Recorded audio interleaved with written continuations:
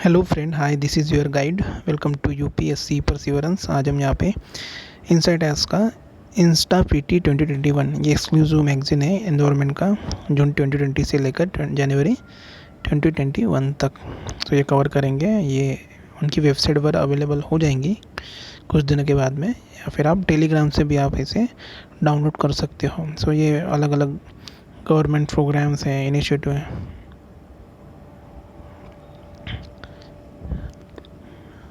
उसके बाद में यहाँ पे एनिमल वाइल्ड प्रोटेक्शन, सब ये एनवायरनमेंट का है। एनवायरनमेंट प्रोटेक्शन जो एक्ट है, लॉज, स्पीसीज जो अभी न्यूज़ में थी, वो सभी पोल्यूशन से related event, reports, international effort organisation, protocol, convention, miscellaneous, ये सब हम कवर करेंगे अपकमिंग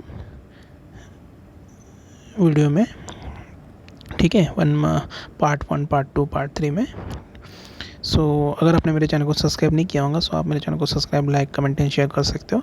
सो जल्दी से फटाफट स्टार्ट करते हैं। Government programmes and initiative, first topic है हमारा यहाँ पे atmosphere climate change, atmosphere and climate research modelling observing system and services ACROSS scheme. ACROSS का फुल फॉर्म दिया है, atmosphere climate research modelling observing system and services.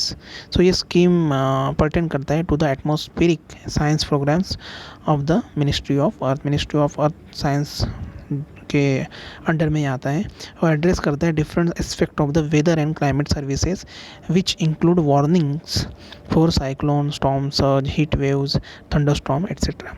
Each of this aspect is incorporated as 9 sub scheme under the umbrella scheme across scheme के under में एक sub scheme आती है, 9 sub scheme, and is implemented in an integrated manner. ठीक है। So benefits क्या है इस स्कीम के, अक्रॉस स्कीम के? स्कीम प्रोवाइड करता है improved weather, climate and ocean forecast and services, thereby ensuring the transfer of commensurate benefits to the various services. It will also provide a sizable number of the scientific and technical staff along with the requisite administrative support, thereby generating employment भी generate करता है, ensure करता है last mile connectivity of the weather based services to the end user. A large number of agencies like कृषि विज्ञान केंद्र of ICAR, university and the local municipalities are roped in thus generating the employment and opportunity to many people। ठीक है। सो ये scheme है, ये आपको benefits पता होना चाहिए। समटाइम्स आपको सेंटेंस फॉर्म में दिए जा सकते हैं। उसके बाद में सेकंड टॉपिक पर आते हैं, commission for air quality management, CAQM। ये क्या है? एक NCR एंड एडजॉइनिंग एरियाज़ में शुरुआत हुआ था इसका। Process of setting up decision support system है ये, having wave and GIS and multi modal based operational and planning decision support tool है ये। कमीशन एयर क्वालिटी मैनेजमेंट, ध्यान में रखना, ये एक टूल है, हेल्प करता है immensely in capturing the static and dynamic features of the emissions of from various sources. और इसके बारे में हम देखते हैं about the commission for air quality management, CAQM। ये commission for air quality management form किया गया था by ordinance in October 2020। The commission for air quality management, CAQM, in national capital region and adjoining areas ordinance 2020। Composition में chairperson होते हैं to be chaired by the government official of the rank secretary का होता है उनका, और chief secretary भी हो सकते हैं। It will be permanent body होती है ये एक, और यहाँ पे 20 मेंबर्स होते हैं। Commission will assume statutory authority, sorry for the pronunciation, and commission will supersede bodies such as central and state pollution control boards होते हैं इसमें, Delhi, Punjab, Haryana, UP and Rajasthan. it will have the powers to issue the direction to the state government on issues pertaining to the air pollution. Jurisdiction क्या है इसमें? Exclusive jurisdiction है over the NCR and including areas Haryana, Punjab, Uttar Pradesh and Rajasthan in matters of air pollution, और working with the CPCB and ISRO के साथ में भी ये काम करता है, apart from the respect to state government. ठीक है। उसके बाद में यहाँ पे level of the body also have the penal power भी होती है, पेनाल्टी भी होती है। Yes, the commission will have the some teeth if its direction are contravene through, say, the sitting of the industrial unit in the restricted area, and the commission will have the power to impose fine up to 1 crore and imprisonment होता है यहाँ पे 5 साल के लिए, ठीक है। Third topic पर आते हैं India's Arctic expedition. India embark करता है upon the Arctic research by launching first scientific expedition to the Arctic in the first week of the August 2007। मतलब 2007 में यहाँ पे लॉन्च किया था फर्स्ट साइंटिफिक एक्सपीडिशन आर्कटिक में, और using the international research facility in Spitsbergen island. ये Spitsbergen island है नॉर्वे में, सॉरी फॉर द प्रोनाउंसिएशन, आप अपने हिसाब से पढ़ सकते हो। Subsequently India has been sending the scientific team ever summer and winter में यहाँ पे भेजी जाती है, carrying out the studies in the Arctic primarily in the field of the glaciology, hydrochemistry, microbiology and atmospheric sciences. Background में क्या है, India is also the signatory to the Antarctic treaty है, to the protocol to the Antarctic means ये south side में हो, Arctic ऊपर में होता है, ठीक है, तो ध्यान में रखना। अंटार्कटिक ट्रिटी का सिग्नेटरी है। एंड ये treaty environmental protection and has 2 research station है अंटार्कटिका में। भारती कमीशन हुआ था 2012 में, एंड मैत्री सिंस 1988। सो भारती एंड मैत्री ये अभी अवेलेबल है। India has observer status in the Arctic council, ठीक है, आर्कटिक काउंसिल में ऑब्जर्वर स्टेटस है जो ऊपर में रशिया की तरफ, ठीक है। क्वेश्चन सॉरी अभी 4 टॉपिक पर आते हैं। तो मुझे आदत हो गई है क्वेश्चन नंबर बोलने की, क्योंकि विजन एस के टेस्ट सीरीज़ में मैं कवर कर रहा था, बट उसका अच्छा रिस्पॉन्स नहीं आया। हम बहुत सारे लोग जो होते हैं रिकॉग्नाइज करते हैं किसी का एफर्ट। सो मुझे ऐसा लगा कि मतलब विजन एस की टेस्ट सीरीज़ की किसी को ज़रूरत नहीं होगी, क्योंकि ज़्यादा रिस्पॉन्स नहीं आया था, दैट्स वाई मैंने वो बंद कर दिया। इंडिया 4 टॉपिक है। इंडियाज़ पेरिस क्लाइमेट गोल, यूनियन एनवायरनमेंट मिनिस्टर ने यहाँ पे कॉन्स्टिट्यूट किया है high level inter ministerial affairs committee for the implementation of the Paris agreement AIPA under the chairmanship of secretary of ministry of environment forest and climate change. Ensure करता है India's is on the track, मतलब सही तरीके से काम कर रहा है नहीं कर रहा है, towards meeting it's obligation under the Paris agreement including it's submitted nationally determined contribution जो होता है NDC है ना, नेशनल डिटरमाइंड कंट्रीब्यूशन, और हमें मतलब अचीव करने हैं। The committee will also act as a national authority for the regulation of the carbon market in India. तो यहाँ पे पेरिस क्लाइमेट एग्रीमेंट से रिलेटेड यहाँ पे दिया है 196 कंट्री अडोप्ट किया है एग्रीमेंट। सो आप ये झूम करके थोड़ा पढ़ लेना, मैं थोड़ा पता होना चाहिए आपको, ठीक है। 2 डिग्री से नीचे हमें करना है और 1.5 डिग्री मेंटेन करना है। रोल इसके दिए हैं क्लीन टेक्नोलॉजी, क्लाइमेट डैमेज, और 5 ईयर का एम्बिशन है, क्लाइमेट न्यूट्रलिटी करनी है। बहुत सारे देश मतलब यूरोपियन देश यहाँ पे क्लाइमेट न्यूट्रलिटी की तरफ बढ़ रहे हैं, 2050 तक करने वाले हैं। फाइनेंस 100 बिलियन मतलब यहाँ पे रखा गया है, मतलब for the climate change adoption by 2020।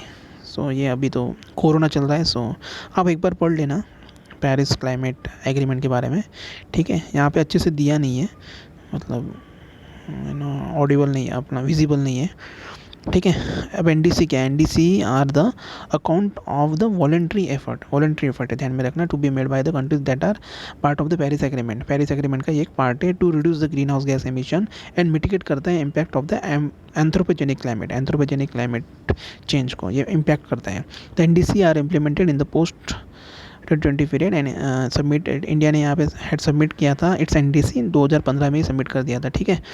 And 3 quantitative goals हैं इन इंडिया NDC के, 30 to 35% of the reduction in the gross domestic product emission intensity by 2030 from the 2005 levels, and 40% share करने वाला है of non fossil fuel based on electricity by 2030, and create करने वाला है carbon sink 2.5 to 3 billion tons of the carbon dioxide through afforestation programme, ठीक है। Environment minister Prakash Javadekar ने कहा था India was the only G20 country that was on the track towards keeping to its nationally determined commitment मतलब India एक G20 का एक only ऐसा कंट्री है कि जो मतलब वो सही रास्ते पर है to halt the runaway global warming, ठीक है, मतलब ग्लोबल वार्मिंग को रोकने के लिए। India had achieved 21% of its emission intensity reduction target as a proportion of its GDP in line with its pledge to 33 to 35% reduction by 2030। So ये ध्यान में रखना, थोड़े आंकड़े और ईयर, ठीक है। और क्वेश्चन सॉरी टॉपिक 5 पे आते हैं, खादी प्राकृतिक पेंट। ये क्या है? India's first cow dung paint है, डेवलप किया गया है Khadi and village industry commission, और it is eco friendly non toxic paint है। It is the first kind of its product है ये, with anti fungal and anti bacterial properties है इसकी, बहुत सारे फ़ायदे इसके। And based on cow dung as its main ingredient, मतलब जो इसमें बनाने के लिए यूज़ किए जाने वाला काउ डंग ये मेन इंग्रेडिएंट है। Paint is a cost effective and odorless and has been certified by the Bureau of Indian Standard। So Bureau of Indian Standard के बारे में आप गूगल पे सर्च कर लेना। The paint is from heavy metal like lead, mercury, chromium, arsenic, cadmium and others, ठीक है। तो इसमें ये इसका यूज़ नहीं होने वाला है, lead, mercury, chromium, arsenic, cadmium, ठीक है। सो ये मेटल्स भी न्यूज़ में रहते हैं। सो आप एक बार गूगल पे सर्च कर लेना ये मेटल्स का मतलब कितना, मतलब इसका अवेलेबिलिटी है, कौन से स्टेट में होते हैं या फिर कौन से लोकेशन में होते हैं, है ना। सो ऐसे डीप में जाके थोड़ा हमें पता होना चाहिए। क्वेश्चन नंबर टॉपिक 6 पे आते हैं, कोस्टल रेगुलेटरी जोन नॉर्म्स क्या है? Under section 3 of the environment protection act 1986 में ऑफ इंडिया का कोस्टल रेगुलेशन जोन है नोटिफिकेशन इशू किया गया था फरवरी 1991 फॉर द फर्स्ट टाइम। इन 2018-19 में यहाँ पे फ्रेश रूल इशू किए गए, विच उसका aim is to remove the certain restriction on building, streamline the clearances process and aim to encourage the tourism in the coastal area। Objective क्या है इसके? दे restrict the certain kinds of activities, मतलब restrict करते हैं, रोकते हैं, like construction, setting up of the new industry, storage and disposal, hazardous material, mining, reclamation and bonding with the certain distance from the coastline। what are the restriction depend करता है criteria such as the population in the area, ecological sensitivity and distance from the store, whether the area has been designated as a national park or wildlife zone। मतलब ये depend करता है, मतलब area कैसा है, national park है, wild life zone है। सो मतलब उसके हिसाब से रेस्ट्रिक्शन थोड़े टाइट होते हैं। Latest rule have no development zone 20 metre from all island close to the mainland coast and for all backward island in the mainland no development zone होंगे 20 metre के दायरे में, ठीक है। For so called coastal regulation zone third rural areas के लिए 2 separate categories यहाँ पे have been stipulated. In densely populated rural area जो CRZ थर्ड ए में आता है, with the population density 2161 square kilometre as per the 2011 census. The no development zone is 50 metre from the high tide level as against the 200 metre stipulated earlier. और यहाँ पे CRZ third B category में यहाँ पे क्या होता है, जो रूरल एरियाज़ होता है population density 2161 square kilometre area continue होगा यहाँ पे to have the no development zone extending up to the 200 metre from the high tide level line. Implementation होगा यहाँ पे while the CRZ rule are made by the union environment ministry, implementation is to be ensure करेगा by the state government through their coastal zone management authority के द्वारा। उसके बाद में यहाँ पे 7 टॉपिक पर आते हैं, voluntary disclosure scheme. A ministry of environment forest and climate change ने यहाँ पे कम आउट एडवाइजरी जाहिर की थी on one time voluntary disclosure scheme that allows the owner of the exotic live species that have been acquired illegally or without document to declare their stock to the government between the June and December 2020। what can be the impact क्या होंगे इसके? with this scheme government aim to address the challenges of the genetic disease develop an inventory of exotic live species for the better compliance under the convention on international trade and endangered species of wild flora and fauna and flora sites जिसे बोलते हैं, sites के बारे में भी आपको पता होना चाहिए। एंड रेगुलेट देयर इम्पोर्ट, मतलब इसके इम्पोर्ट को रेगुलेट करेगा। What kind of exotic wild life is covered. The advisory had defined exotic life species and animal name under the appendix 1, 2, and 3 of the sites. It does not include the species from the schedule of the Wildlife Protection Act 1972.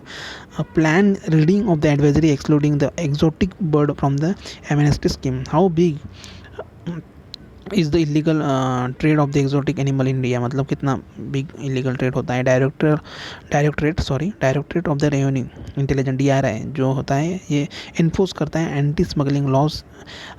Says India has emerged as a big demand center for the exotic bird and animal with the increase in smuggling of endangered species from the different part of the world.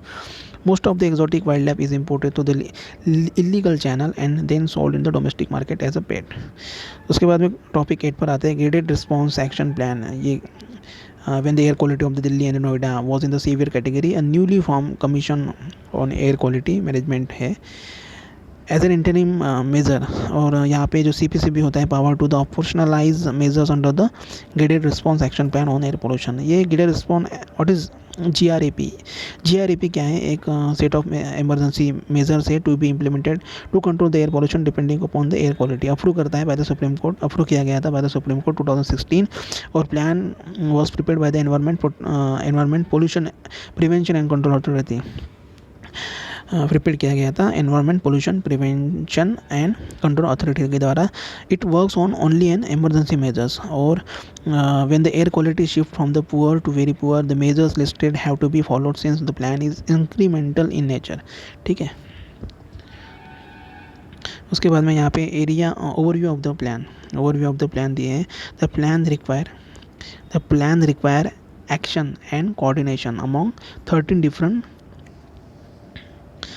Different agency in Delhi, Uttar Pradesh, Haryana, Rajasthan, NCR areas जो है वहाँ पे ये लागू होता है. ठीक है.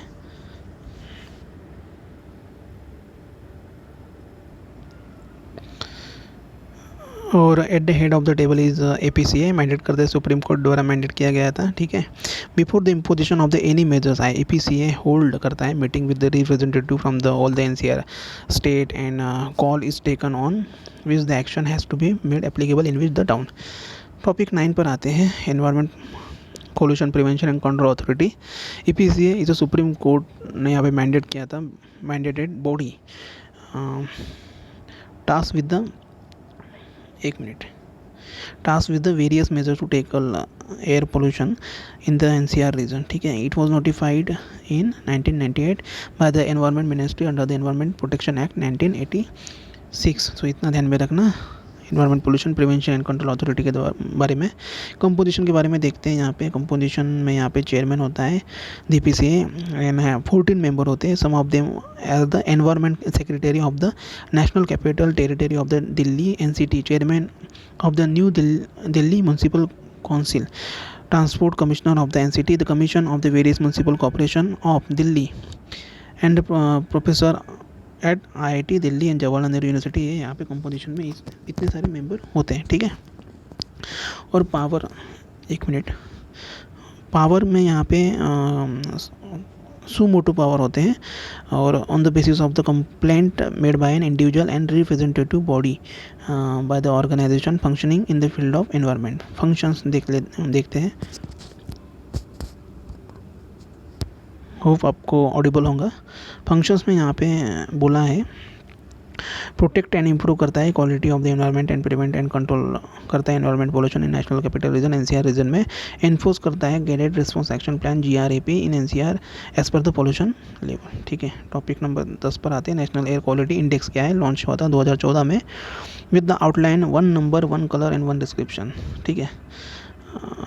For the common man to जज the air quality with in the his vicinity, मतलब कॉमन मैन को मतलब जज करना आना चाहिए. Measurement of air quality is based on the air 8 pollutant ध्यान में रखना इंपॉर्टेंट है. PM10 है, पर्टिकुलेट मैटर जिसे बोलते हैं पर्टिकुलेट मैटर 2.5 है, नाइट्रोजन डाइऑक्साइड है, NO2 है, सल्फर डाइऑक्साइड है, SO2 है, कार्बन मोनोऑक्साइड CO जिसे बोलते हैं, ओजोन है O3 and ammonia NH3 and lead है PB जिसे बोलते हैं. Air quality has 6 category of the air quality होती है यहाँ पे. There are good, satisfactory, moderate, polluted, poor, very poor and severe. So ये ध्यान में रखना. देखिए उसके एयर क्वालिटी इंडेक्स भी दिया है, वो भी ध्यान में रखना, ठीक है।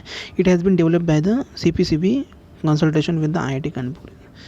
एन एक्सपर्ट ग्रुप होता है यहाँ पे comprising medical and air quality professional. So ये भी ध्यान में रखना कौन मतलब यहाँ पे डेवलप किया गया था। 11 टॉपिक पर आते हैं, tree plantation policy. Delhi cabinet ने यहाँ पे गिवन किया its note to tree plantation policy. With this Delhi has become the first state in India to pass this policy. So यहाँ पे ये आर्टिकल दिया है, सो एक बार पढ़ लेना ये। मतलब यहाँ पे what the transplantation policy says, मतलब यहाँ पे at least 80% of the total number of the trees to be felled need to be transplanted to another location. So उसके बारे में ये बोला गया था, ट्री प्लांटेशन पॉलिसी के बारे में। मतलब उसको शिफ्ट करने वाले थे निकाल के, तो ज़्यादा इम्पोर्टेंट नहीं है। सो टॉपिक 12 पर आते हैं, green term head market GTAM। अब GTAM क्या है? In electricity launch first step toward the grinning the Indian short term power market. मतलब ये पावर मार्केट को ये करने वाले हैं अभी। What is GTAM? It is an alternative new model introduced about selling of that power by the renewable developer in the open market without getting into long-term PPAs. Key features क्या है GTAM के? Transaction through the GTAM will be bilateral in nature with the clear identification of the corresponding buyer and seller होते हैं यहाँ पे। There will not be any difficulties in accounting for the renewable purchase obligation, RPO जैसे बोलते हैं।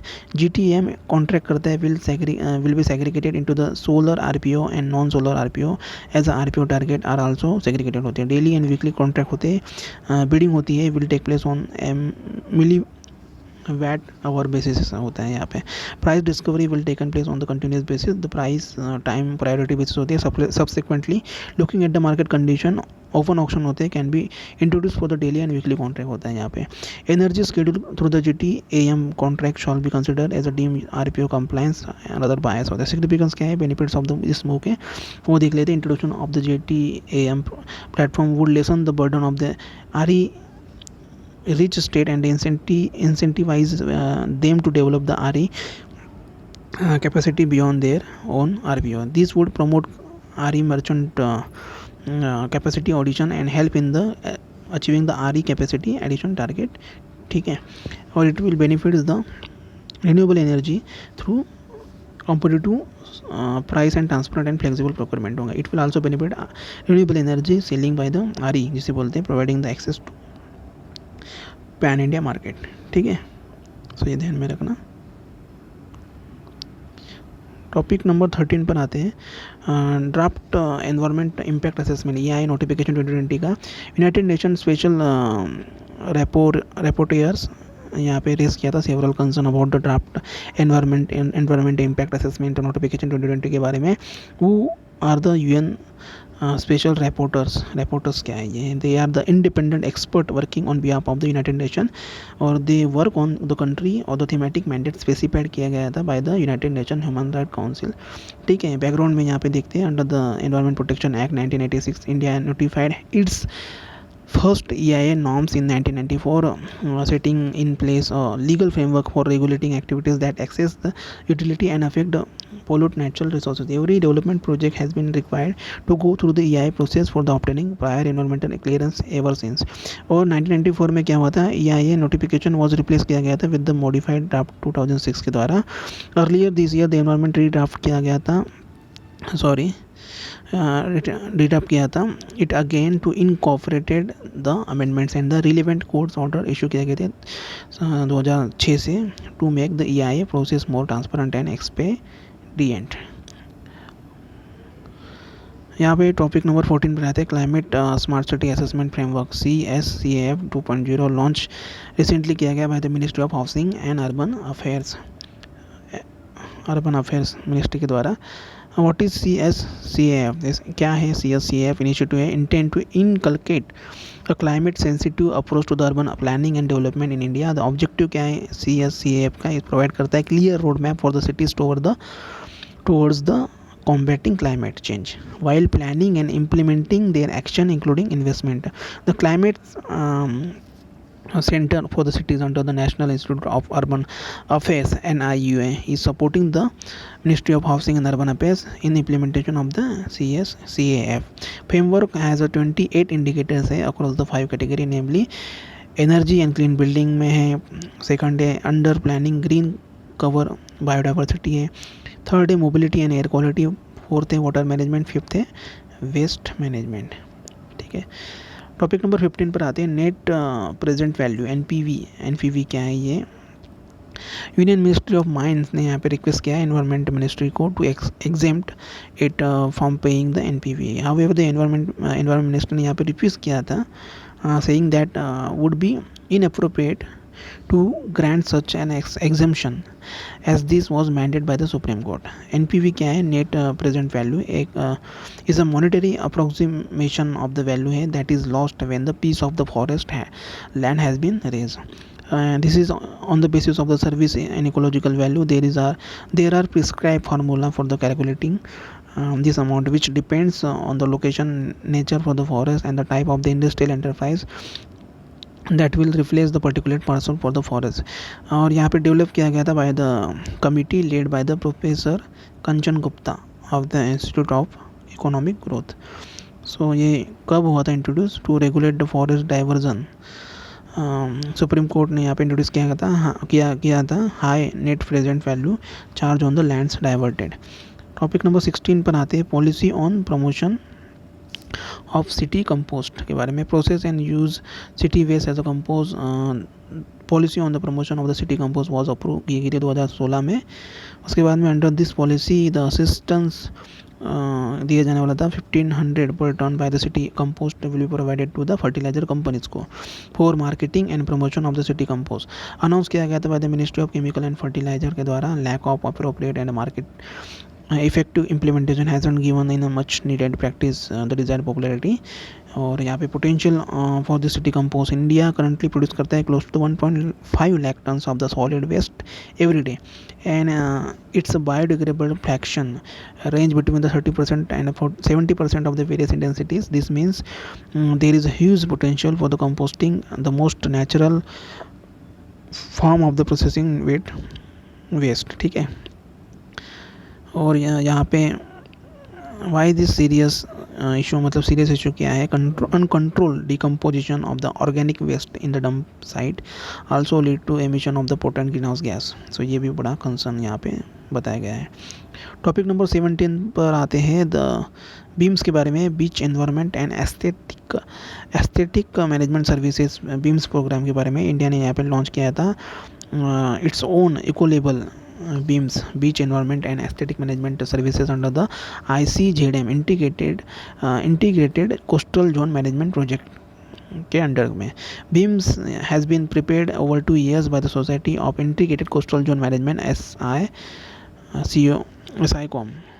SICOM जो होता है society of integrated coastal management जिसे बोलते हैं, under the ministry of environment forest and climate change. इसका ऑब्जेक्टिव यहाँ पे दिए, abate pollution in the coastal water, promote करता है sustainable development of the beach facility, protect and conserve the coastal ecosystem of the natural resources, maintain करता है high standard cleanliness, hygiene and safety of the beach गोअर in accordance with the coastal environment and regulation, maintain करता है high standard cleanliness, hygiene and society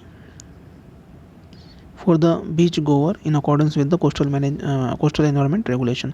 अगर आपको fast लग रहा होगा सो आप स्लो करके भी, यूट्यूब में ऑप्शन है स्लो का, उसको एडजस्ट करके आप देख सकते हो। ठीक है, what is ICZM project. ICZM project क्या है, एम करता है improve the livelihood of the coastal community and conserve the coastal ecosystem.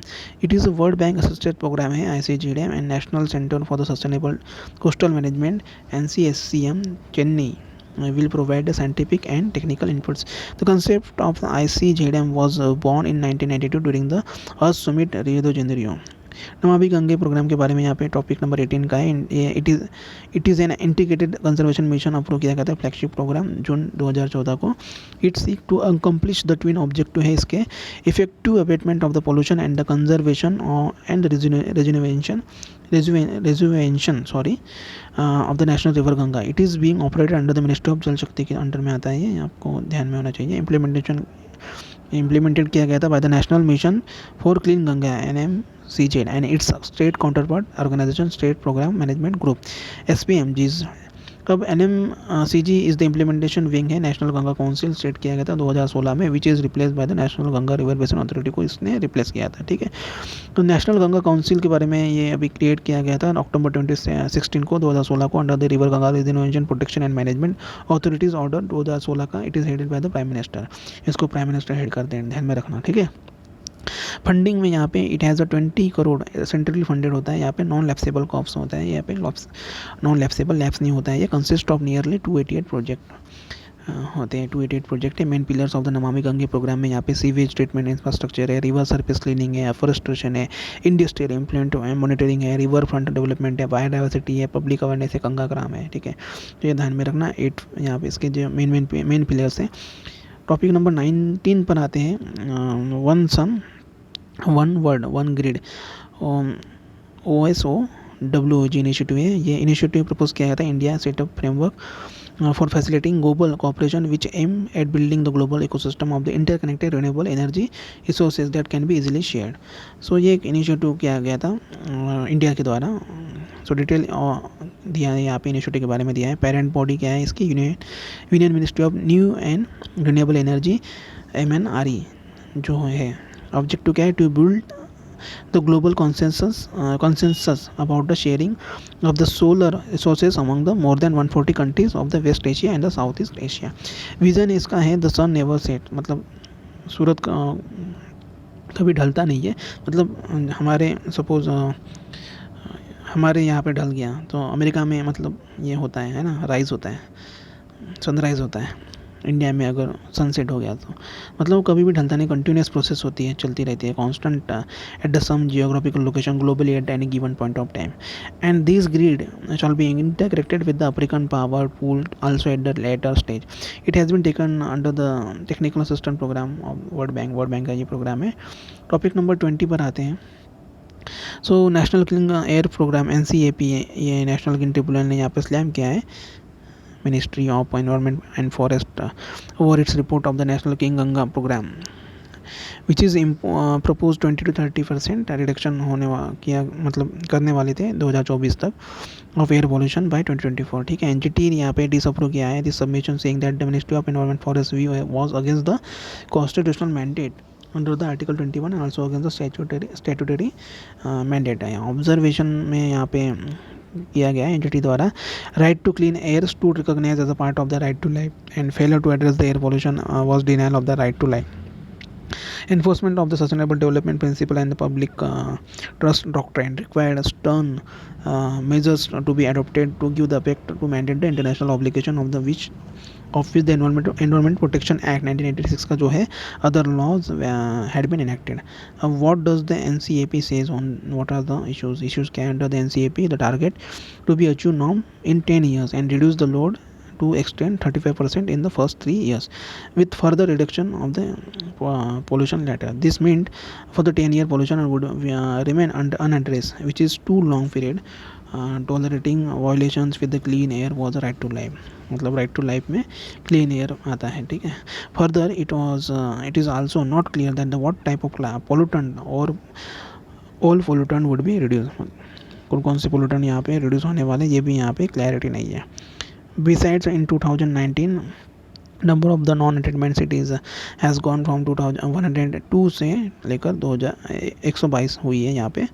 ठीक है, what the national clean air program ये इंपॉर्टेंट है, लॉन्च किया गया था by the under the ministry of environment forest and climate change 2019 में।